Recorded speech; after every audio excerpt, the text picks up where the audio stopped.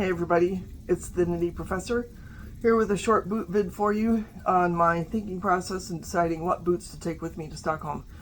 So I've learned that there are a lot of cobblestone streets and I plan to walk minimum probably 20,000 steps a day, maybe 25, 30 depending on the day. And so I've decided I've got to prioritize those crepe soles, So the last week or so I've been working out 4 pairs of boots with crepe soles that kind of serve different functions, and I have made a decision, so I'll let you know which of the 4 pairs I've decided are getting the nod to guide me on my tour of Stockholm. So first pair that I tried out were these 1907s Redwing mock toes, and one of the things that I really prize about these boots, I do like the last, because the toe box is wide. It's a little wider than the normal classic mocks in the Redwings, or just the normal mock toe boots. Maybe these are the classic mocks, and I think the others are classic mocks too, but these are the 1907s. So they have a storm welt, and even though that requires just a hair more breaking in, we still have this wonderful crepe sole, and again, the toe box is a bit wider. This is the copper rough and tough leather, so it's fairly subtle. So I gave those a good run for their money. They're good and broken in now since I purchased them in Redwing back in April. So here's another pair of boots that I tried to have crepe soles. I've had these for a while. So these are the Hawthorne Explorer boots, and these are a whites product. My understanding is that the apprentices who are learning boot making a lot of times will learn on these babies, and they obviously aren't a mock toe, but they do have the Christie sole, which is again what I want, that cushiony crepe sole. This is the Vibram, whereas on the other Redwing boots we have their Redwing proprietary sole. But my understanding is, I think some of you have told me that Redwing kind of farms those out and Vibram makes them. So these boots are very comfortable. Did some lawn mowing in them. You can tell, getting them nice and broken in for that purpose. They're a good simple boot, very sturdy. The innards on these are a little Spartan. Probably won't be able to see too much in there, but we do have a leather insole. But these boots on the inside feel just a little blocky, They're just simply made, great welt, great leather. I don't even know what this leather is, but here we have the logo on them, shows Hawthorne Explorer. And they're a little taller, right, than the Redwing classic mocks. So about an inch taller, 6 versus 7 inch. And they're really comfortable. So I definitely considered these the third pair that I wore to give them a trial run. These are very comfortable Redwing 88/28s. Double check that. Yes, 88/28. These are the classic mocks in the Alpine. They can take dirt and you just aren't going to see it on there. Nice black sole. And the toe box on these is just a hair smaller than the 1907s. So I'm just going to do a little comparison here.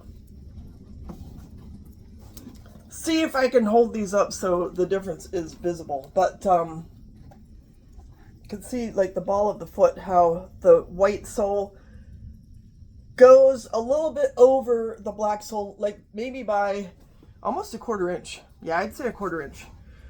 And my feet did, at the end of the day, just ache a little bit. So what happens with, when you're really active and you're in all these temperatures, you can probably hear it there, it's thundering.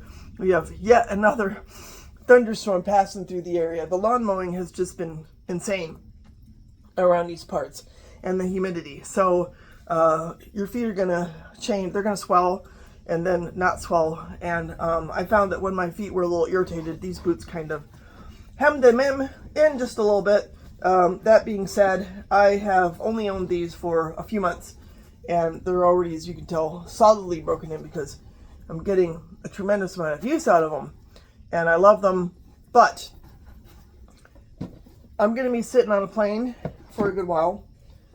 And, you know, obviously I have to take my boots off. Good thing I wear my hand knit wool socks when I'm flying so I can walk around the nose and not have to have my boots on all night. But the last pair of mock toe crepe sole boots that I put on for this experiment, for this sort of trial, if you will, is these Rancourt, now I gotta remember the name of them, Harrison Boot Redux. And this leather is the Khaki Orion. It's a Horween product. Very traditional mock toe construction. And again, we have the Christy sole. So I can tell you right now, these are the boots that I'm taking. And the thing that's so crazy about these boots that I find amazing is this leather it's pretty tough and thick, but it's extremely pliable. And even when I was wearing them and I was asking myself, is this leather tough enough? So it's definitely tough. Give you an idea of the thickness. And it's also waterproof, or, you know, as waterproof as a cowhide is going to get, right? So I don't expect a lot of rain in Stockholm. I looked at the forecast, but there could be a little rain, right? And because this leather is surprisingly soft and there's no structured toe, I feel like these boots are going to be comfortable no matter what, even if my feet swell or don't. They look really good. The construction, I think it's going to work. So we have this extra layer of leather around here. So if I do go through some puddles or something or end up in some mud, not a big deal. Just, you know, scrape it off once it's dry. These boots I've had these all through the winter. They've already been through a good deal of slush and snow in the winter because they're sort of a go-to pair of winter boots for me. But I decided that in the end, these would be the ideal pair. Got some leaves in there. To take with me to Stockholm. So question is, am I right? Right? So I'll give you guys an update when I get back and let you know if I made the right decision or not. Worst comes to worst, there are boot stores in Stockholm, so I could always buy another pair. Don't anticipate that. These babies cost a lot of money. But I will be going into some boot stores and checking out what they have. So we'll see how my powers of resistance are.